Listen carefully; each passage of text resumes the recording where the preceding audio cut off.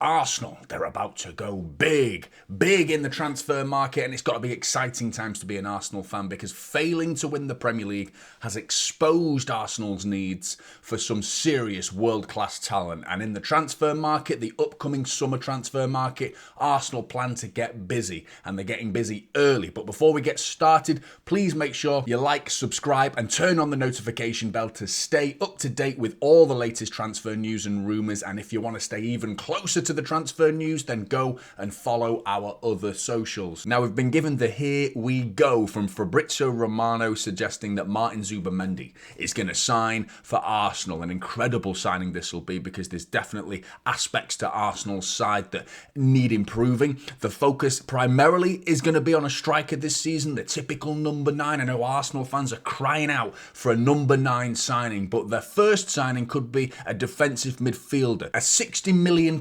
release clause has been triggered by Arsenal for the signing of Martin Zubimendi. Now, the reports are also suggesting that the 26-year-old has already verbally agreed to sign for Arsenal. Now, if he's a man of his word, this deal is done. But I think what's interesting for Arsenal fans is the aspect of Declan Rice, because I think this signing frees up Declan Rice, who this season has had a large responsibility, a very, very typical number 8, who's very much had a responsibility to look over his shoulder. Going forward this season, 18 goal involvements from Declan Rice, which is an incredible goal and assist output from a central midfielder that has definitely had defensive duties this season, looking after the likes of Thomas Partey, helping him out, and Jorginho at times throughout the course of this season. Their defensive midfield at Arsenal has let them down. If you look, you only need to look at the most recent semi-final when Partey messing around with it on the edge of the area, giving it away. Silly little moments like that.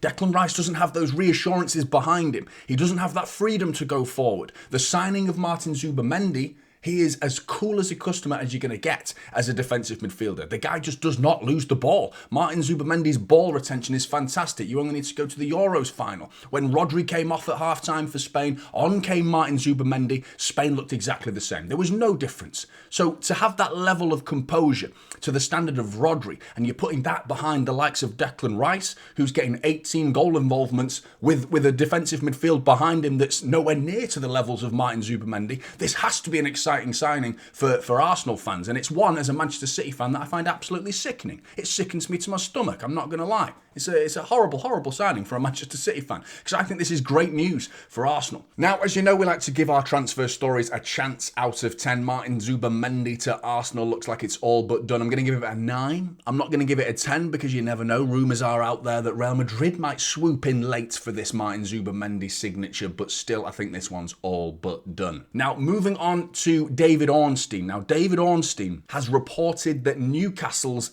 Alexander Isak, is an unrealistic signing for Arsenal, and that is without Champions League football. Even if they do not achieve Champions League football to Newcastle, which looks very likely considering they beat Chelsea the other day. I think that makes it very likely that Newcastle will get Champions League football, which for me makes it an even more unrealistic signing for Arsenal fans to think that Alexander Isak is going to be wearing the red and white of Arsenal next season. I think he's going to still be wearing the black and white of Newcastle. And now I want to ask you, Arsenal fans, do you want a typical number 9?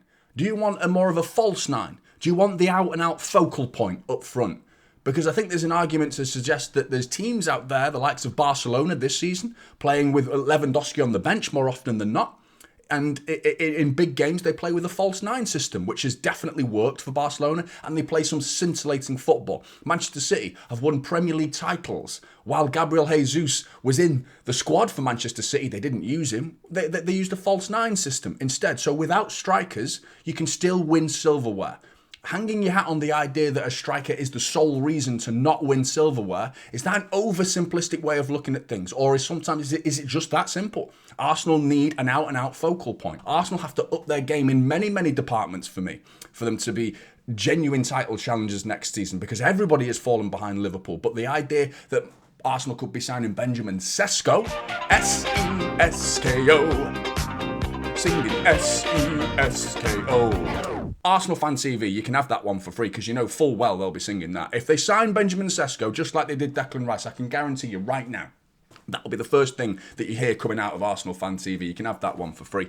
But Benjamin Sesko, I think, he would be a good signing. But the alternative out there is Viktor Gyokeres as well, which statistically there's a massive difference between the two. But realistically, I think Benjamin Sesko is the most commonly linked. But having a look at Benjamin Sesko's profile, he's got a €75 million release clause, has Benjamin Sesko, and his contract expires in 2029. Sesko to Arsenal, chances out of 10, I'm going to give this one a 7 because he's the most commonly linked with Arsenal. I think there's a good chance Arsenal could sign Benjamin Sesko and it would be a great addition to the squad. So not being the only striker, which is wise because Arsenal sporting director Andrea Berta has also been working on a deal to sign the likes of Viktor Gyokeres. Now Gyökeres has got a release clause of €100 million, but I don't think clubs have to get to that €100 million to achieve signing Viktor Gyokeres, because the relationship between Gyökeres and Sporting Lisbon, the football club, is a good one. And they've shown loyalty to him because he showed loyalty to them during the previous transfer window where he stayed at the football club when he had many, many teams vying for his signature. Now, he showed them loyalty, so they're showing him loyalty back by giving him a more realistic price tag rather than expecting teams to stump up the €100 million. So the idea of around 70 to €75 million could get you Viktor Gyokeres. Now, that's the same price for Benjamin Sesko, but there is a difference in the two for me. So statistically as well, if you have a look at the difference in the two, let's have a look at Benjamin Sesko to begin with 26 goals and 6 assists to his name this season, which is not bad going by any stretch of the imagination. I think that's pretty impressive output. But then you compare that to Viktor Gyokeres. It's stupid numbers, absolutely outrageous numbers. Now, there is a subtle difference in the leagues. I think you could argue Gyökeres is in a slightly less competitive league compared to Sesko, but I would still say it's night and day in terms of the difference in the numbers. 53 goals and 12 assists to his name. And Gyökeres was banging them in the Champions League, don't forget. So this guy was scoring hat-tricks in the Champions League. Don't forget that. This guy's an unbelievable talent, but Arsenal are going to have so much competition to the signature of Viktor Gyokeres. I'm going to give this one a 6 out of 10 with so many other clubs being linked with the signature of Gyökeres. I don't think this one's going to be easy for Arsenal. It's going to be a long-winded and difficult transfer saga for Arsenal to get this one done, but I do think Arsenal are very much there in the race for Viktor Gyokeres. But if Arsenal were to sign Zubimendi and Sesko and Gyökeres, I think Arsenal could start looking at calling themselves genuine title challengers, because even though they've come closer in a season before this season against Manchester City, and they've fallen away a little bit in the Premier League race behind Liverpool, as have everyone else really, including the likes of Manchester City, I still believe that Arsenal are not that far away.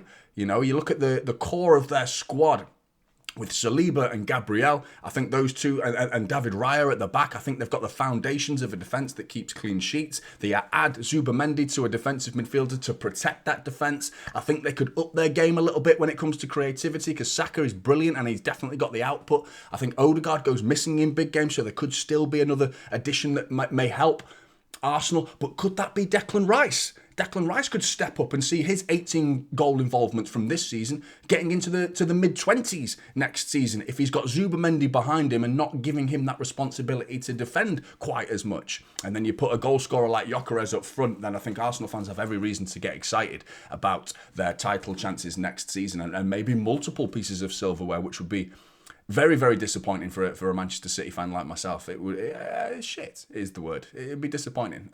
It would be disappointing. Arsenal fans, I'd love to hear your thoughts on the likeliness of signing either Gyökeres or Sesko. The Zubimendi deal sounds like it's all but done. I really want to hear your thoughts. Like and subscribe to Transfer News Live, and I'll see you in the next one.